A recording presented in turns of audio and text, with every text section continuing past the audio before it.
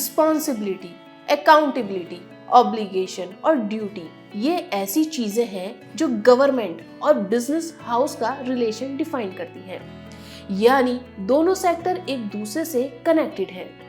Business governance की बात करें तो ये कुछ रूल्स और कानून का एक कॉम्बिनेशन है जिसके जरिए बिजनेस को ऑपरेट, रेगुलेट और कंट्रोल किया जाता है, जो कंपनी के stake holders, share holders, customers और सप्लायर्स के साथ साथ बिजनेस से जुड़ी हर चीज को इफेक्ट करते हैं।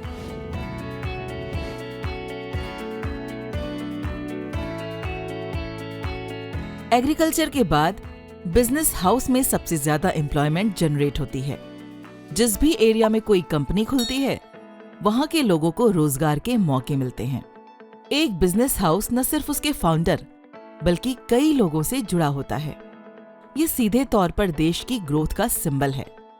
इस सेक्टर का सरकार के साथ एक्टिव रिलेशन है, जहां दोनों के कार्य या डिसीजन एक दूसरे को इफेक्ट करते हैं।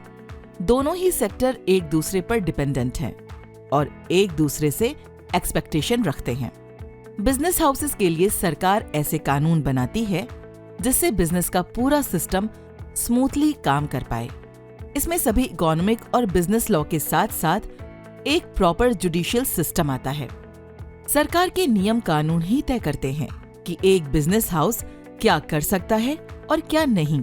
उदाहरण के लिए आपने भी देखा होगा कि सरकार कई फैक्ट्रियों के लिए प्रदूषण को लेकर कानून बनाती है, जिन्हें उन्हें अनिवार्य तौर पर फॉलो करना पड़ता है। सिर्फ एनवायरनमेंट को लेकर ही नहीं, बल्कि हर आर्थिक, सोशल और पॉलिटिकल पहलू को ध्यान में रखते हुए कानून बनाए जाते हैं। और बिजनेस हाउस पर उन नियमों को लागू करने के लिए सरकार central bank, food and drug administration, labour commission जैसी कुछ स्पेशलाइज्ड एजेंसियां बनाती है, जो पूरे बिजनेस सिस्टम को मॉनिटर और कंट्रोल करती हैं। किसी भी बिजनेस हाउस से गवर्नमेंट क्या उम्मीद रखती है कि वो कंपनी रेगुलर टैक्स पे करे। वहीं बिजनेस सेक्टर भी ये चाहता है कि सरकार ऐसे कानून बनाए जिससे उनकी ग्रोथ हो, न कि डिफरेंट रूल रेगुलेशन की वजह से उन्हें अड़चनों का सामना करना पड़े।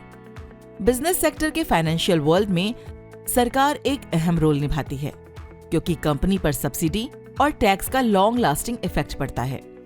कई गांव या एरिया के विकास के लिए सरकार उम्मीद करती है कि बिजनेस हाउस उस एरिया में कंपनी खोलें, जिससे स्थानीय लोगों को रोजगार मिल सके।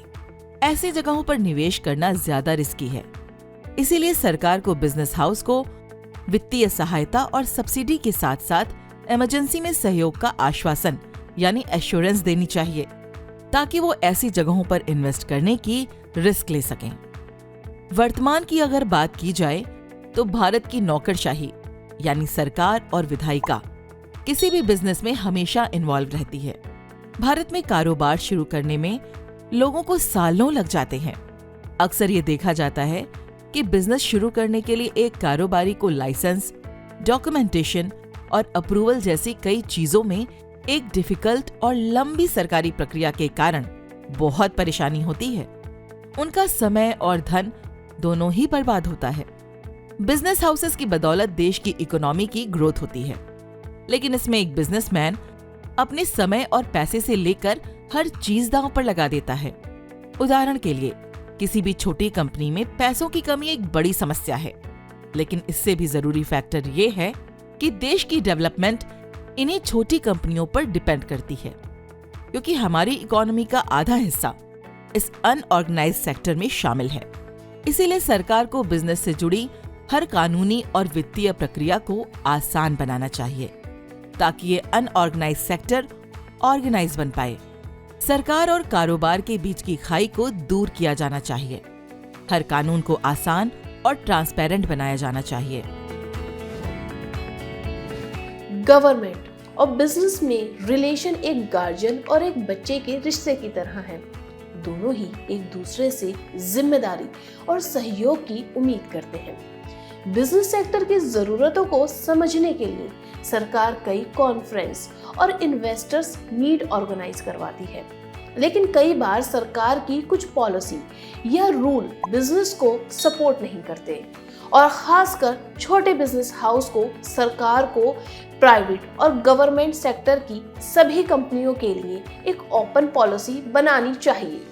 पब्लिक सेक्टर की कंपनियों को भी उसी तरह की प्रक्रिया के अधीन किया जाना चाहिए जिस तरह का सामना निजी कंपनियों को करना पड़ता है, जैसे कि बैंक्रप्सी प्रोसीजर।